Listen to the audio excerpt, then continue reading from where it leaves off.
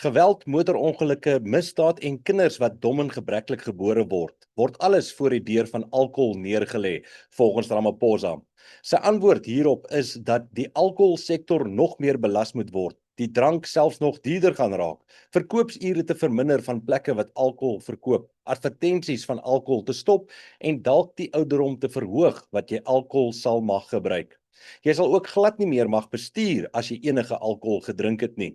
Ons sien hierdie denkwyse op ander plekke ook. Kom ons maak dit moeilik vir mense wat wettig vuurwapens wil besit, sodat die krimineel wat nie omgee oor die wet nie, net nog makliker kan misdaad pleeg.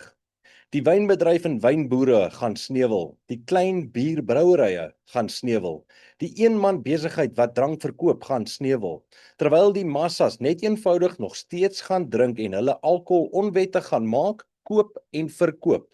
Die probleem is nie rondom bekostigbaarheid nie. Die probleem lê by die morele waardes van die samelewing in Suid-Afrika. Wat is jou opinie hieroor?